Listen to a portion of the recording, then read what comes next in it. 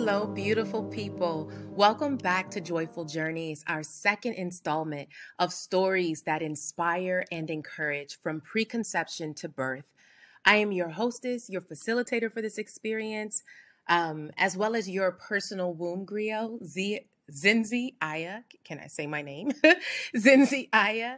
And I welcome you to this experience with my whole heart. Today's focus, our stories will be centered on pregnancy and birth.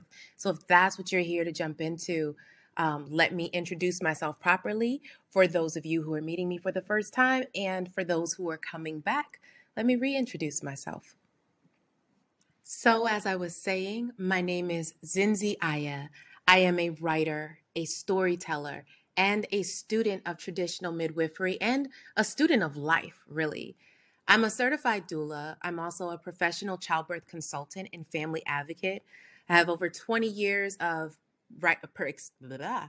I have over 20 years of professional experience as a writer, as well as 10 years of experience as a birth keeper in the role of a doula. And the reason that I wanted to bring you joyful journeys, joyful, inspiring stories from preconception through postpartum is because I know firsthand the healing power of stories. I know the power of stories to transform ourselves and our souls and everything in between. I've witnessed it, I've experienced it, I'm a product of it. And it is the one thing that I find is a great universal medicine for everyone, and yet seems to be missing from a lot of the healing spaces where we are very easily tempted into leaning on the scientific and the clinical and the measurable, but not so much on the anecdotal and the witnessed and the magical and the mystical and the practical and the experiential, like the moments that we have when we aren't looking for a specific outcome. And so, my gift to you, wherever you are on your fertility journey, are stories that open the way, that illuminate other possibilities, that get you thinking, that make you curious, that inspire you to go out and excavate the stories that surround you, that are tucked underneath the unasked questions between you and your sister friends and other mothers in your community, in your tribe, and people that you work with. What stories are waiting to be unearthed in your world? Well, today I'm going to share with you just a small sampling of the stories that were waiting to be unearthed in mine, pregnancy and birth stories. So without further ado, let's get into it. If you were with me in any of the other webinars, then you've heard me tell the story of how I came to understand stories as the mother medicine. In my experience, stories have a way of midwifing us through the thick of life. They become these portals of possibility in seemingly fixed realities. And that becomes important because stories can do what no statistics, no prescription, no outsourced wisdom ever could. They open a door within us so that we can excavate what's true for us, what possibilities are being birthed, what ways has life gifted us the wisdom that we now walk in. When I was first beginning as a doula, and if you've heard this story, my apologies, but each time it's a little different. So when I first began as a doula, I thought statistics were king, right? I was trying to memorize every stage of birth verbatim with the same language I was given in my training. I was focused on all the evidence-based statistics and the latest and the greatest, and I had my nose glued to all of the, medical journals and the academic research journals to make sure that I could synthesize the information in palatable bite sizes so that the people that I served would have the best, right? I wanted to be the best for them. And they taught me through their questions, through their responses, that the medicine that they were seeking wasn't something that they could Google on their own or something that they could ask their, the professor at the at their local epidemiology department or their physician or clinician. They wanted something that they couldn't get anywhere else from someone who had a unique experience of being in spaces most people don't frequent unless they're frequenting it on their own behalf. And that's the space of birth and pregnancy and postpartum and preconception. It was like, no, tell me what you know. Tell me what you've seen. Tell me what you know because you've seen it, not because someone told you about it or reported their findings. But what have you found when you were paying attention in those moments that you've been gifted to be in? And when I was first asked that question, I didn't have a ready answer. It pointed me back to my source. It pointed me back to my first love, my first home, which were stories. And I had no idea that stories would follow me and shepherd me in this way in the birth world as well. But they work everywhere. Stories are the fabric of our lives. They are the mother medicine because everything is telling us a story. History is a series of stories or somebody's story. Politics is a story. Statistics, we only care about the stories that they tell. You know, religion is just a compilation of stories and that we believe to be true and we trust in and we excavate light living wisdom and rituals from. And so bringing that aspect of myself into this world was a game changer and forever humbled me and turned me from someone who is striving to be a clinician to someone who is happy, joyful, and grounded in being a scribe and excavating the sage wisdom in just the watching, the trusting, the waiting, the asking the next best question, and sharing when the time was right for it. So before we begin, go ahead and get all your cozy comforts. Get your blanket, your journal, your pen, your color pencils, your yarn, if you knit or crochet, whatever thing you do that relaxes you, sedates you, calms you, helps you to turn your brain off and open your heart, because this is meant to be an oral apothecary. This is going to be a listening lounge of sorts. You're going to luxuriate, stretch out. The questions that are offered here aren't offered in the write everything down type of way. It's just if something lands for you, then you're welcome to latch on to that and follow the stream of what comes up for you around that question. So they're just suggestions more than anything. They're suggestions, but there will be questions in between each of the stories. But go ahead and pause now, get a nourishing snack, something that will hold you over for the time that we're going to be together. So before we get into the stories, let's take a moment to land before we leap. We're going to take an opening meditation to still ourselves, to mark the transition of the world we came out of to the world we're going into, and just to consolidate ourselves before we presence ourselves to a mutual communal sharing. So go ahead and assume a position that feels good to you. Rest your eyes, however that is, whether that's eyes closed or looking out of your window or staring at your pet playing. Just place your eyes in a soft, where they can be soft. And bring your attention to your breath. Everything begins and ends with the breath.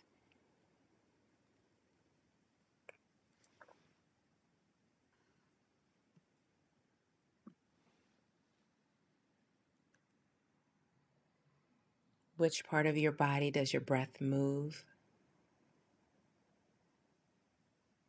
Where do you feel your breath in your body?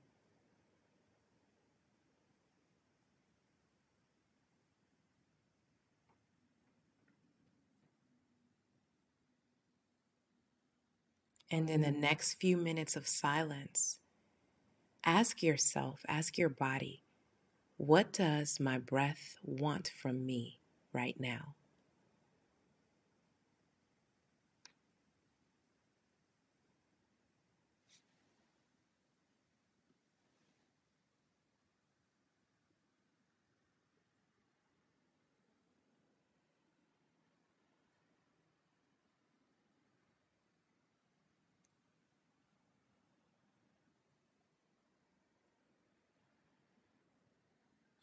What does my breath want from me right now?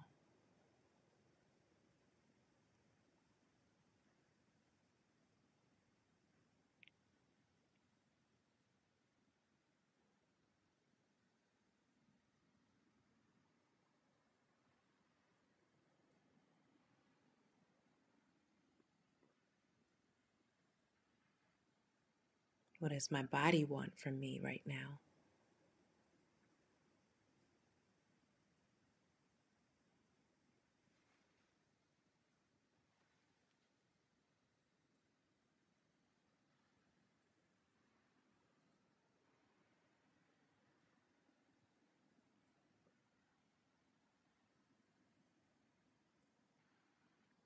And on your next exhalation, if you are in a position that is friendly, conducive for this, go ahead and drop your chin to your chest and take some gentle neck rolls at your own pace.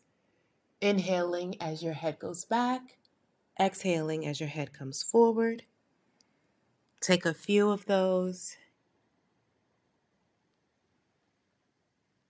All right, let's begin. Have you ever heard the phrase, we birth how we live? I remember I first heard that from a dear sister friend and mother of 4 children. And it really changed everything. It put so much of what I had been seeing as a birth doula, as a birth keeper, as a birth witness into perspective. It helped me to connect the dots of why some families or some birthers and mamas who had done certain things to prepare may not have had the outcomes that they had prepared so hard for.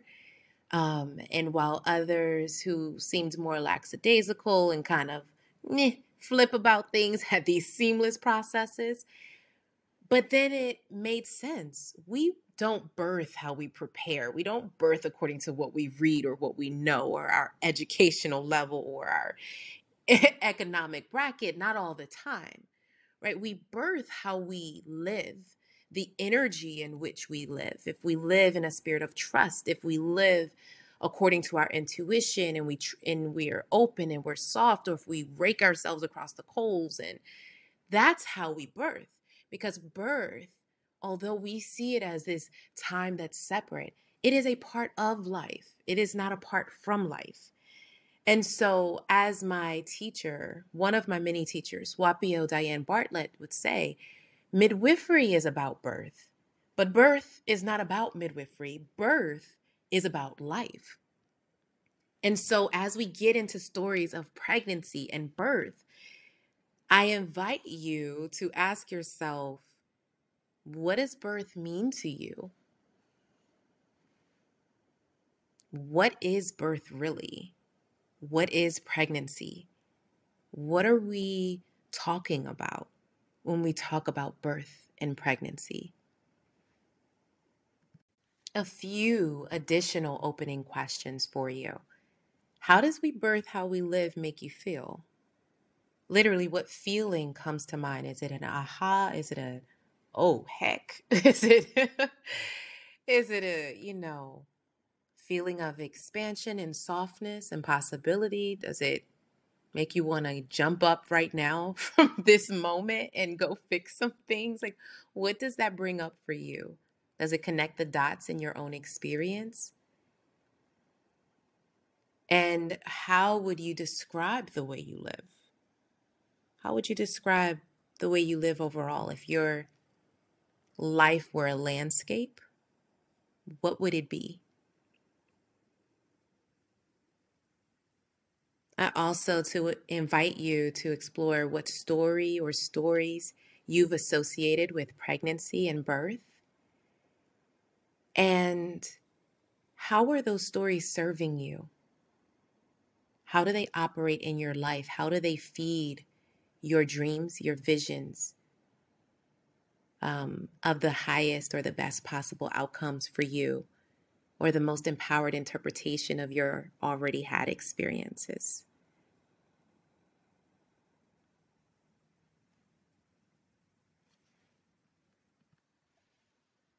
And finally, what would you like pregnancy and birth to become for you? How would you like to live? And how does that coincide with how you would like to birth or would have liked to birth? We're always birthing something. So maybe if you've already birthed your babies, maybe when you're birthing something else in this life, there's a softer, there's a more generative way that you can do that from asking yourself these questions. When I think of pregnancy and birth, um, probably because of my own personal experiences with early early birthing. Some people call those miscarriages, but really, really early birthing, preterm birth. I think of life, right? I think of life, which has no guarantees, any possible outcomes, and yet life invites more of itself unto itself.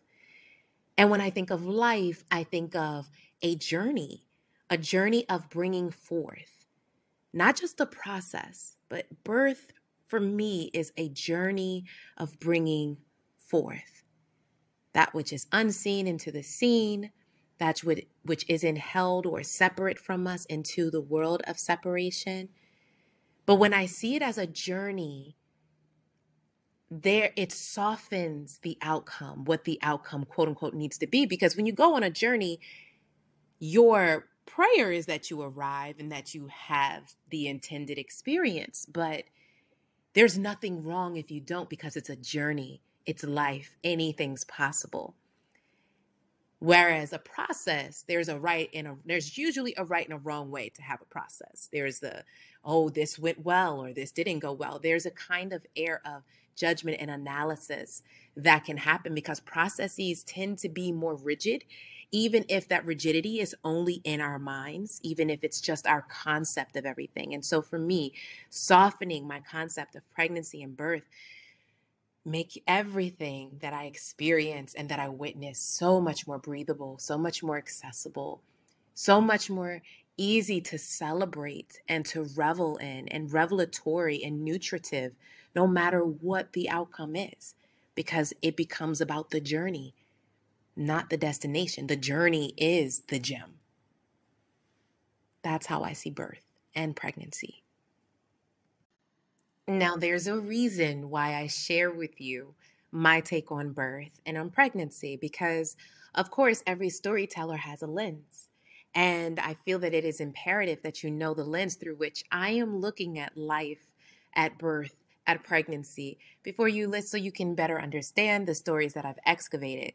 Because they're not just chipper, like whoop de doo kind of stories, just to get you going and to buoy you up on a sea of positivity, but they are invitations to be with life as it presents itself moment to moment, to see every stage in the journey as an arrival and as a celebration, especially when it looks like it's everything but.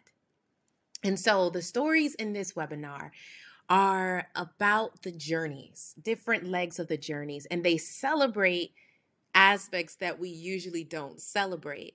So, we have estimated EDD, estimated due date, which is a story about the body's brilliance and the timing of a child arriving at just the right time. And then we have blessed this belly birth, because we do not celebrate the sanctity, the beauty, and the power of belly birthing enough in the birth world.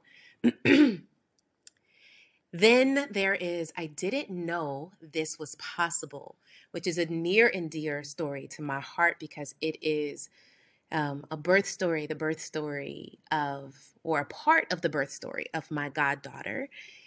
And then we have Bedside Birth Stories, which is an unusual moment that I co-created with a mama and a family that I supported, as well as with the hospital staff, who I can't even say played along, but really just went with the moment with us and made it even more beautiful.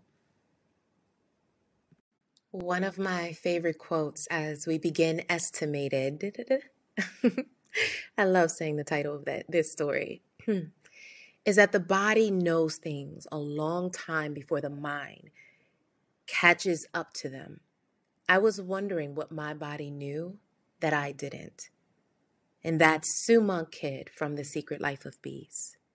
As Sue Monk Kidd so aptly writes, the body knows things a long time before the mind has a chance to catch up to it. And in the case of this story, um, this mama's body knew all the things that each of our bodies know, and even more so when we are carrying our young. Our bodies know the cost of a journey before we even take it, and will sometimes short circuit that journey if it doesn't have the stores. Our bodies know when more time is needed, when less time is needed, when it's just the right time. And when we trust the wisdom of our bodies, even when it's inconvenient or even when it's not according to the books, if we look for the wisdom, we tend to find what we're looking for. And so in the case of this mama, and this story was gifted to me through one of my teachers as well. She was pregnant with it was a multiple child. Like it was like her second or third or maybe more child. Like so she was not new to pregnancy and birth. She was a multip, as we call um multi-birthers. It's not your first time. Um and she called her midwife, the person who had been her midwife, and said, "Hey, I'm expecting, and I'm out of my first trimester, and I'm ready to get going with, the check-ins and the care. The only thing is that I have this really bad toothache, and I don't have the finances right now to take care of that. So I'm just trying to quell it on my own, do my own home remedies, just assuage the symptoms of it." And the midwife, celebrated with her because mama was celebrating, then we're celebrating, She was celebrating with her, but she said, do your best before we do anything to take care of the tooth first and make sure that the tooth is okay. And mama said, okay. And midwife was out of town, so could not come and, do anything immediately, but was like, yeah, I'm gonna check back on you in like a month because, we've done this before. I know you know your way.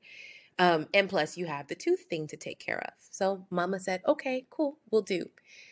About 2 months later, the midwife sees mama, and mama has just rectified the tooth issue. And so she's, saying, yeah, I had to get this done, I had to get that done, but finally, it's taken care of. But I have this concern is that I'm smaller than I usually am at this stage in my pregnancy. And so midwife is like, well, everything looks good. Everything seems good. Is there anything specific you're sensing or that you want us to test for or screen for? And she said, no, it's just this. It's pretty much just the size. I know kind of like my typical carrying size. And this isn't really it at this stage of the journey. And so midwife's like, yeah, a little small for this stage in the game. You're like 5 months along or so, a little smaller than usual, but let's give it time. Let's see, because everything else is saying health, vitality, good, we're fine. Baby is saying I'm fine. And so they progress along, and now we're 6 months along, 7 months along, 8 months along, and we're still they're still seeing the same thing. They're still seeing that mama is a little small and baby's a little smaller for gestational age than we might expect at this stage. And so midwife asked a really good question. How do you feel? And mom's like, I feel great. I feel energized. Baby's moving. We're doing all the things. We're living. Life is good right now. It's just the size. And so the midwife did something that took a lot of courage. She said, if you're comfortable with it, and if you want us to run some tests, we can do that. Run some more blood work, we can do that.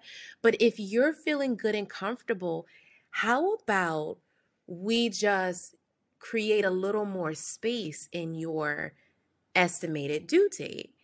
Rather than whatever date they had, let's push it back about 4 weeks and give you ample time, because one of the things that the mother kept saying was that, oh my gosh, I'm coming up on my due date and look how small I still am. I'm coming up on my due date and look how small this baby is. And so, because that was her point, her frame of reference, the midwife is like, if we're showing signs of health and vitality and well-being, then let's see what the body does. Let's give an additional couple of weeks for the body to do its thing, you know? And so the mama said, I'm completely comfortable with that. And the midwife lets her know, hey, and as soon if something feels off, something feels wrong, you feel like we need to make a move or move some things, then we'll do that, or we'll run whatever tests we need to run, and we'll do all the things. So no worries. You're completely in control of your care here, and I'm here to support you clinically with my knowing and my competence in what you sense. And so they change it from an estimated due date to almost an estimated birthing season, which I have now adopted as my language in EBS. What's your estimated birthing season? Around which month? I don't need specifics and days. Like, around which month, what season do you envision this happening? Is this, kind of like expected to happen? And so they went from estimating due dates to an expected birthing season, and they gave the baby and the mama's body and the birth process an extra 4 weeks. And almost to the dot, at the end of that extra fourth week, so now we're 44 or 45 weeks into this pregnancy journey, mama goes into labor and births a healthy 10-pound something, girl or boy or some person. and everything is all is well. The birth goes off without a hitch. Mama is healthy. Everything's balanced. Baby's thriving. And so in the postpartum period, mama is marveling at how long she went with this baby. She's like, I can't believe it went that long. And the midwife is saying, well, your body had other things to do. Rather than doing all the work in that, initial period. I think she might have still been in that first trimester with that toothache. Rather than being able to focus solely on, all of that grunt work the body does in the first trimester, your body was trying to grow a seed and protect it from the infection and mitigate balance whatever it had to balance. And of course she has all the language to explain the physiologic process of the body's wisdom of focusing on localizing the infection and handling that and keeping that separate from the child. And so by the time the infection was rectified, lo and behold, what do we have here? The body, we lost a couple of weeks in that time period where all that energy was directed, some of that energy was directed away from baby because body was putting out a bigger fire. We have to give that time back. And so my teacher shares this story, and it was her story. She was the midwife, and this was her experience. This was her client. She said, when you know physiology, then you don't panic when things don't go according to the book, because you know how the body works. You know it inside and out, and you can imagine, what would a brilliant body do? What would a brilliant body do in a season like this, given these circumstances? And you look for that brilliance, and then you check in with the mama, you check in with yourself, you check in with whatever laws you're practicing according to, and you say, can we give this more time? Can we make room for the body's brilliance and just watch, but step out the way? And so now I ask you to reflect on any of the following questions, or jot down questions you have within yourself about what that story estimated it did brings up for you. Or if I could rename it, I might name it, What Would a Brilliant Body Do? But when have you experienced or witnessed your or another's body brilliance? And sometimes that comes in the form of a quote unquote issue or symptom. But what is the body brilliantly doing that's throwing off these signs, these markers?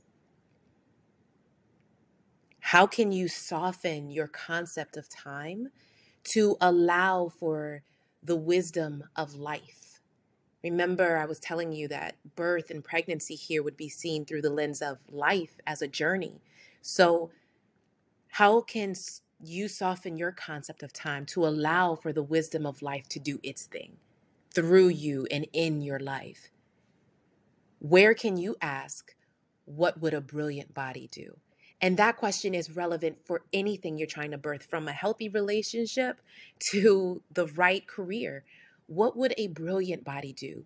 Where would a brilliant body work? What would a brilliant body say or allow to happen to it, inside of it, around it? And finally, how have externally imposed concepts of time impacted the way you experience and or view pregnancy and birth? Again, that's how have externally imposed concepts of time impacted the way you experience and or view pregnancy and birth? People often say time is the problem. I don't have enough time. What ends up happening is that the way in which our world imposes time on us, time as a mandate, things being timed, deadlines and dictates, that's usually more of the issue. Time is like the currency of our lives. Like, that's not the problem. We love living, we love life, we love time, and time loves us back. But it's the way that we've shaped and bent time and the agreements that we usually make with others, the external mandates on our time, that become the issue. So, how have those concepts impacted the way you experience, your pregnancy, your birth, your gestational period, your time of incubation and growth and expansion? And now we move on to bless this belly birth. And for this story, the opening quote is Dr. Maya Angelou. And she writes, "Let choice whisper in your ear and love murmur in your heart. Be ready. Here comes life." Bless this belly birth. So I was supporting a family in a home birth. It was actually my first home birth. And this was their first child. And they had this whole vision for how they wanted the home birth to go. However, the mother kept having these dreams leading up to her birthing time that she would end up in the hospital in this position. And the dream was recurring. And so we discussed it, we shared it, we journaled about it. I listened a lot, and I offered possibilities for ways that she could soften around that fear, the ways that she could unravel that fear. Well, we are doing the home birthing, and there's a midwife there. I am the doula. We're doing all of the things. And the midwife decides, you know what? It's time to go to the hospital. I don't think we're making the kind of progress that I would like to see. And so off to the mama and the father. This is their first time birthing a child. So they feel that they have to, if they want competent care, they have to go to the hospital. So off to the hospital we go. They are none too pleased. So here we are at the hospital, and there's Pitocin, and there's so much. But another thing that there is here is that there is an OB who's on staff who is also Muslim. And my client is Muslim. So one of the reasons she wanted to birth at home was so that she could do her prayers and she could be close to, rituals and environments that mean the world to her, that nurture and water her according to her faith and her belief system.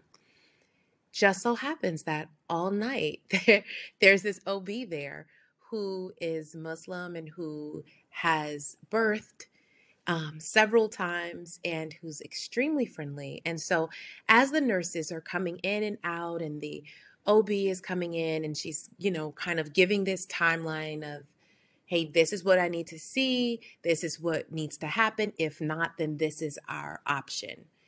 And they're cranking up the Pitocin and all of the things, all the kind of interventions are happening. And so there's one moment where she begins to cry. The mama begins to cry and she breaks down and she says, this is not what I envisioned for myself. And yet this is what I kept seeing happening. This is not what I wanted, but this is what I kept seeing happening. And I asked her, what was it about being at home that you most wanted? And she said she wanted prayers. She wanted an air of holiness and sanctity. She didn't want to feel like she was being monitored and watched. She wanted to feel as though she were being supported in one of the most transformational moments of her life. And I asked, what would make that, how could that be possible here? And I told her, you don't have to tell me, but go into your quiet space and we're here now. Like, here comes life. We had a plan and then here comes life and we're here now. So how could that happen here? And how can I facilitate that within my scope? And so after she comes out of prayer, after she and her husband have a moment to themselves, they ask me to play the Adhan. They give me the track to play, which is in a prayer, a sacred prayer. And I play that for them. They ask me to watch the door, to ask if it's absolutely necessary. Whoever is about to enter, is it absolutely necessary that you come in? So I do all the things that they ask. And the staff is extremely hospitable and, pun intended, no pun intended. They're extremely accommodating. So finally, we are at the moment where it has come down to we must get baby out. And it's during COVID. And so I was surprised that they even let me up along with the father. And on top of that, they invited me into the operating room. So I was able to bear witness to what I'm about to tell you. We're in the operating room and mama is getting prepped to birth her baby. And she's nervous and she's scared. And there were all these dreams that they had. Daddy wanted to hold baby out of the womb. And she wanted prayers over her child. And she wanted to make sure she was with people who loved her and knew her. Well, I was there. Her co-parent was there and her partner and spouse. And before anything began, the doctor said, may I get a moment of silence? And she plays the prayer. And she prays. And she asked the mother to pray with her. And they are praying together, the Adhan, while she is facilitating this belly birth, while the doctor is facilitating this belly birth. So beautiful. Everyone's crying. And she's saying, here comes your baby. And dad, come here. And after the doctor ensures that baby is up and out, she places the baby, baby is still semi in the womb, into dad's hands and says, greet your child, greet your daughter. It was such an amazing time, such an amazing and powerful moment. And one nurse said, I will just take pictures for you. And someone else is allowing dad to, hold baby while they are doing all the things to make sure baby is strong and healthy and here in the ways that we want baby to be here. And someone else, I'm on the other side with mom, talking to her, describing every single moment. And she is praying and crying in tears and said, that's all I wanted, was for my child and for my baby and my birth to be blessed. And I was like, well, I think she blessed this belly birth. This belly birth is blessed. It wasn't what you wanted, but it was what you saw, and it was what life offered. And it didn't take away from the sanctity you were calling forth at all. In in reflecting on bless this belly birth, I invite you to explore, when have things not gone as planned in your life and yet turned out even better than expected? I invite you not to just bring the situation to mind, but actually go ahead and pause here and like luxuriate in that time.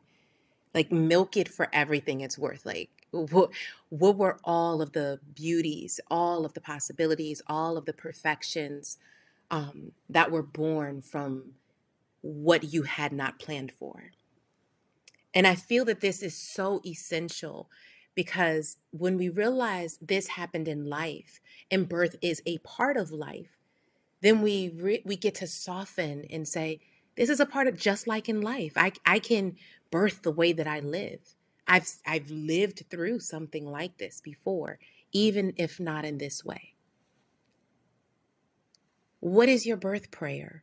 What are you calling for? This mama, what she realizes, she chose the home as the space because she associated home as the only place where this sacredness can happen, where someone will pray with me in my tongue, in my faith, before they lay their hands on me. And little did she know how powerful her prayers really were, that it could literally create staff, the perfectly divinely curated staff to behold and have hands on her, all women, just the way they envisioned, just everything that she could have wanted. So, what is your birth prayer? And be clear about that, because a lot of times we'll get the birth prayer, we'll get what we're asking for, but we're not fully aware of what we're asking for. We're asking for sanctity and for protection and for honor, but we're not asking to stay at home. We're making other decisions because we're associating, yeah, this is how I'm going to control that, and this is how I'm going to make that happen. And life has another plan. What do you envision? And how does your prayer and what you're envisioning align? She kept having visions of what could be a possibility, what was a strong possibility. And even I wasn't wise enough to invite her into what happens if you accept that as a possibility. Perhaps that, who knows what that could have yielded in the process for her journey. And how will or did you consecrate your birth experience? How did you make it a blessed birthing? And blessed being not associated with any religion or anything, just something that is beautiful and supported. That's my definition of blessed. Beautiful and supported. How will you or how did you make your birth a beautiful and supported experience? And sometimes the best way to do that is to go back as your postpartum self and retell your story, to mine your story for the beauty and to tell it from that perspective. I didn't know this was possible is the title of our next story. And to open this story, I offer a quote from Sheila Stubbs, which reads, "The midwife considers the miracle of childbirth and leaves it alone unless there's trouble. The obstetrician normally sees childbirth as trouble. If he leaves it alone, it's a miracle." Now, this, I wanted to be true to the quote, so I quoted it as she wrote it. However, the spirit of this is what I hear, and I want to offer that rendition as well. The person who trusts considers the miracle of childbirth and leaves it alone unless there's trouble. The person who does not trust normally sees childbirth as trouble. And if that person leaves it alone, it's a miracle. So I didn't know this was possible. This is my most recent birth witnessing experience. And I was not the doula. I was the godmama. I was the sister. I was the friend. I was the extra pair of hands. I was someone for dad to look to ask questions of. And that was such a blessing to be as I witnessed the birth of my goddaughter. And I'm trying to figure out where I want to enter this story. I'll enter it in at the point where my dear friend says to me, I envision, and she literally used those words, I envision birthing, unmedicated, my way, vaginal birth. And I envision doing that under clinical care at this hospital, under the care of this great team of midwives. And I envision it being great. I don't need you to tell me to do anything. I know my way. I really just want you there. It was the best possible invitation I could have ever received. It is literally in the future. My goal as a midwife is for birthing families to say, we don't really need you. We just want you there.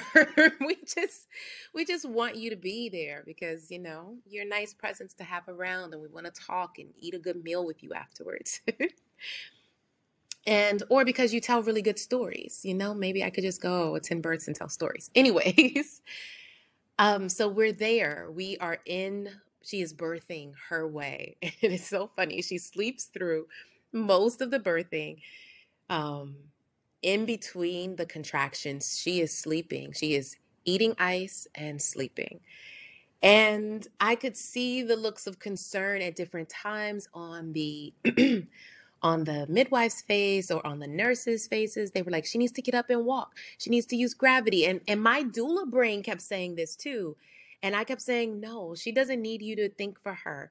Her body is brilliant. She's got this. She just wants you here. So relax, soften, and just be here. And with the exception of one time, she birthed the way that felt best for her. And she birthed softly and she relaxed when she could and she did the work when she had to. And so she arrives at the place of being complete where they are ready for her to push and she is ready to meet her baby. And she's been laboring for a long time. It started on the holidays, on a holiday, and she has been laboring like past 12 hours. And so the moment has come.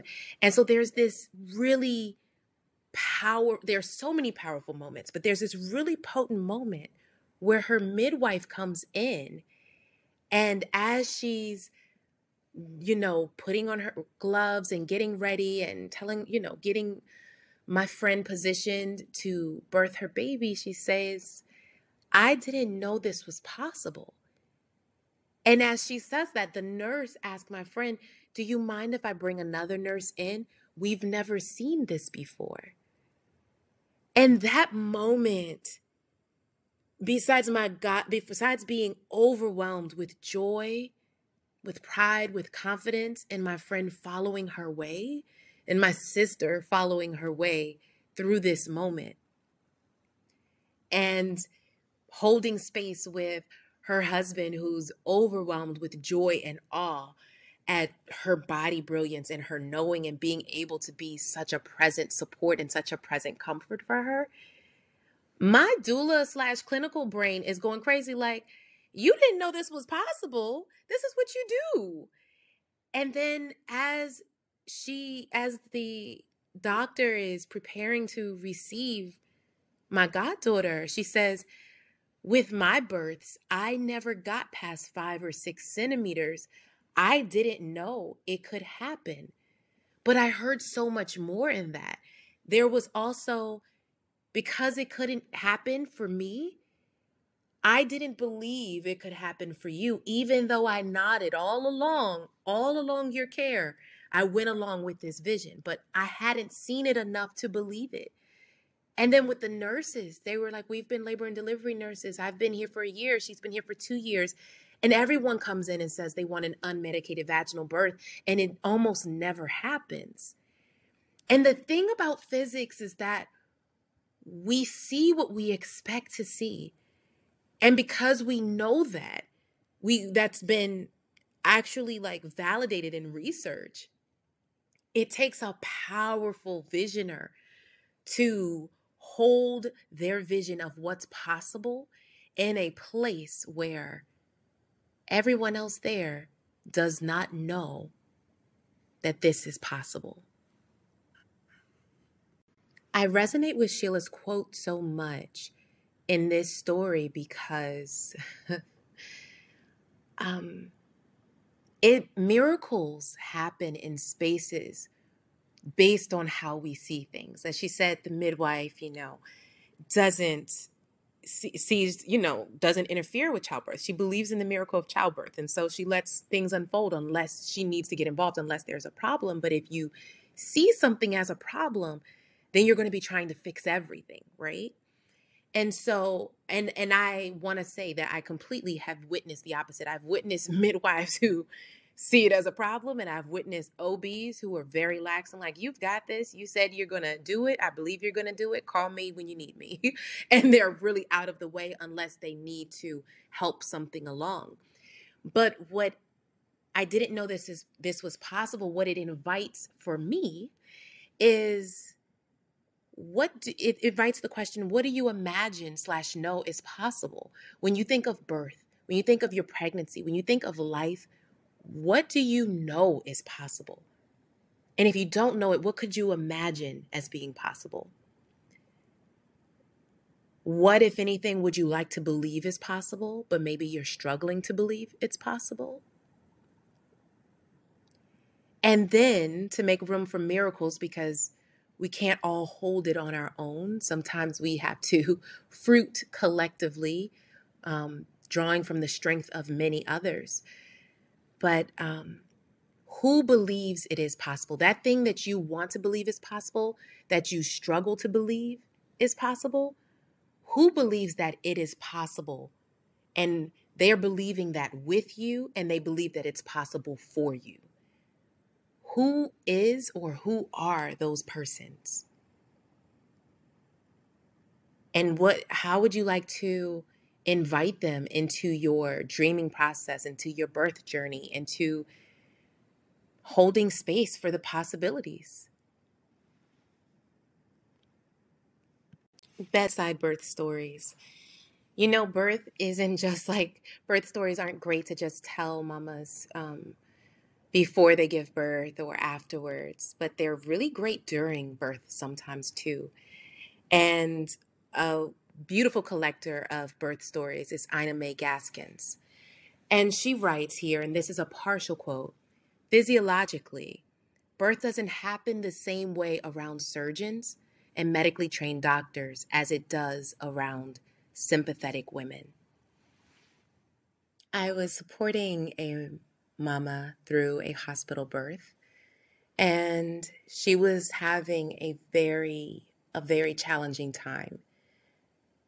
When I was asking my intuition, because we had tried everything, we had done the peanut and we had done every position and we had walked the halls and we had done everything but get still and ask, what's really necessary here?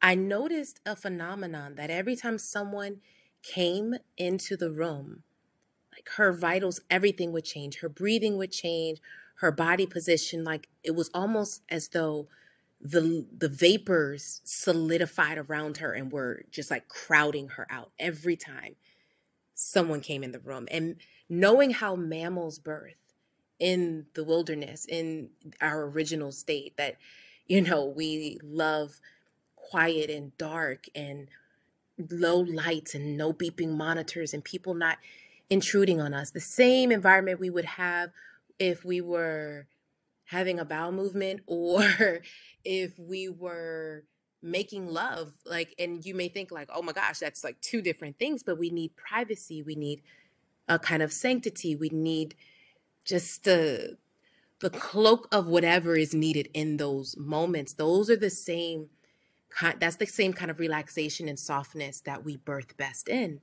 And so Ina May Gaskins says something really valuable that I have noticed, that a lot of times in environments where something is expected to go wrong, birth doesn't unfold in the same gentle, open, expansive way as it does in a space where people are trusting that everything's just fine. And if she needs something, she'll let us know. If they want us, they will call us and we will be here. And we have all the things needed in case you do need us.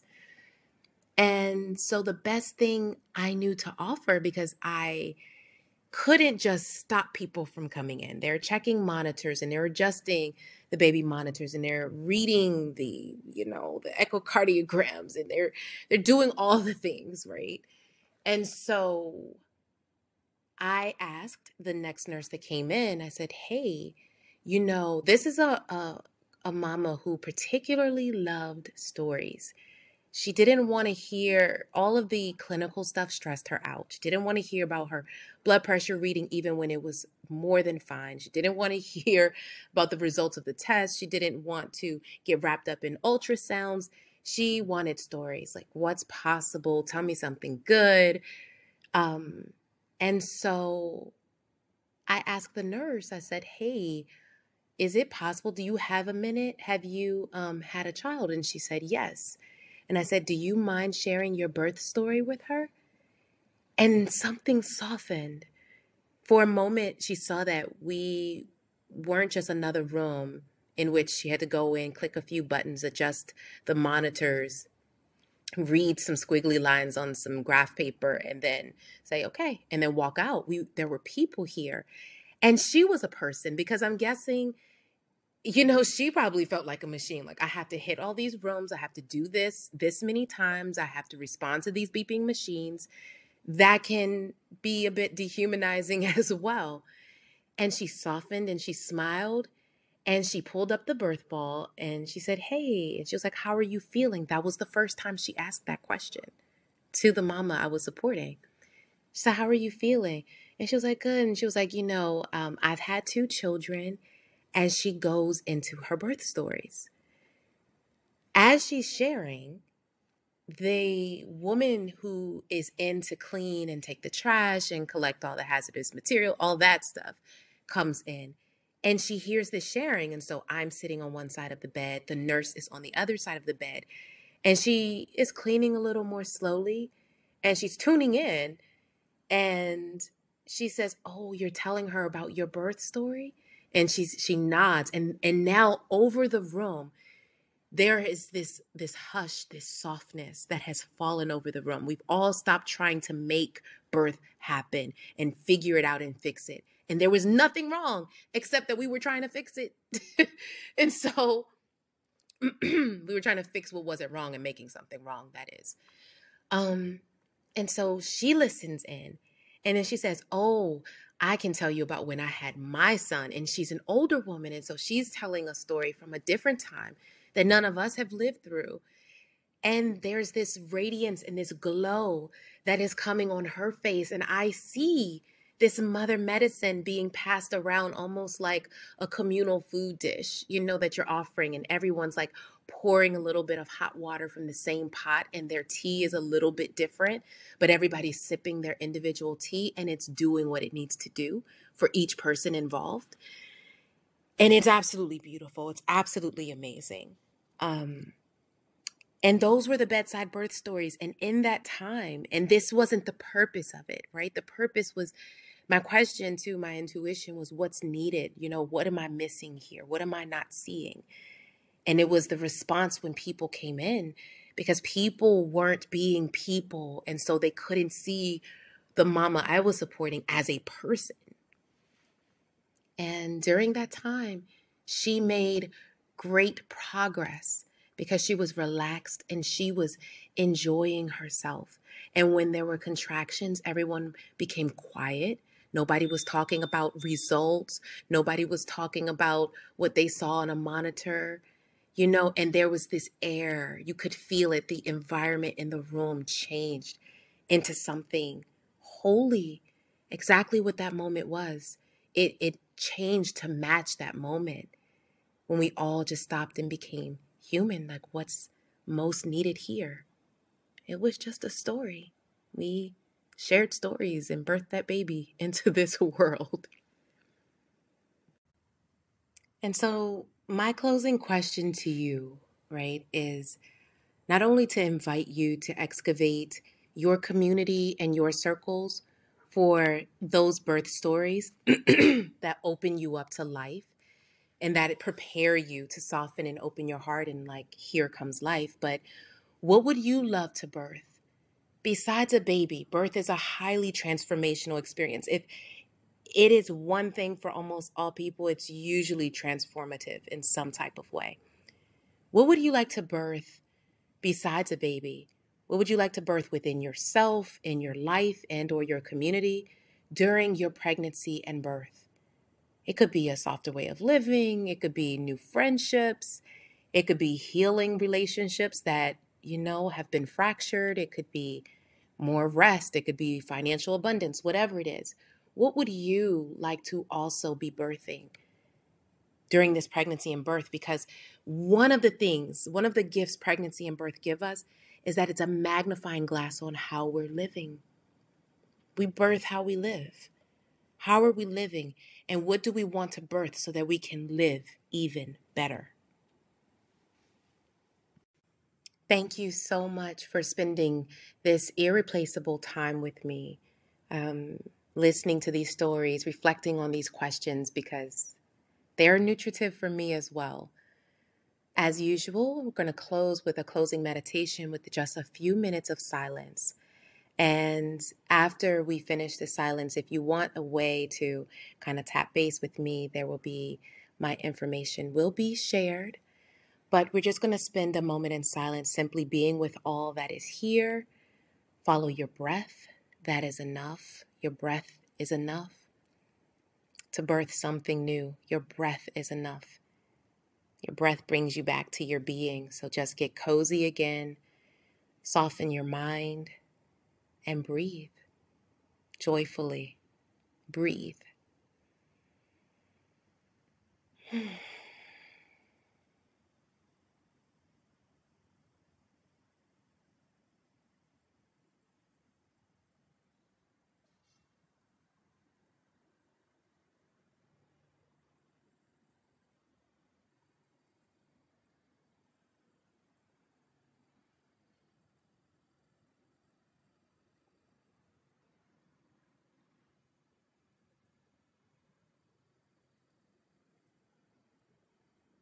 Bring your attention back to your breath.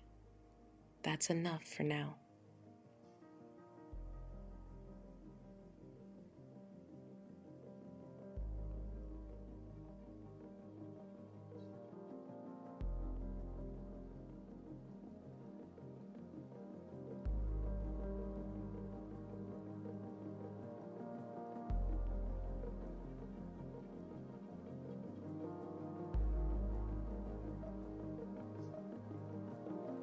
Thank you.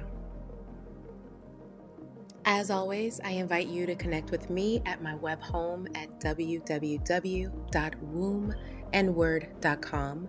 That is the place where wombs speak, and I will be updating with new stories and new shares, so you can sign up if you want to get in on that.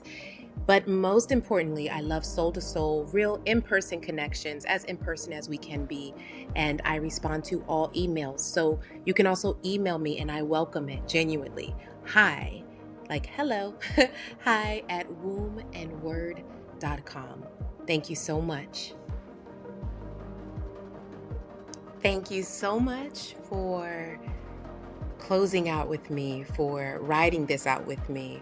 And I want to send you away with a special blessing. This comes from Iyanla Vincent. When you stand and share your story in an empowering way, your story will heal you and your story will heal somebody else. Blessings.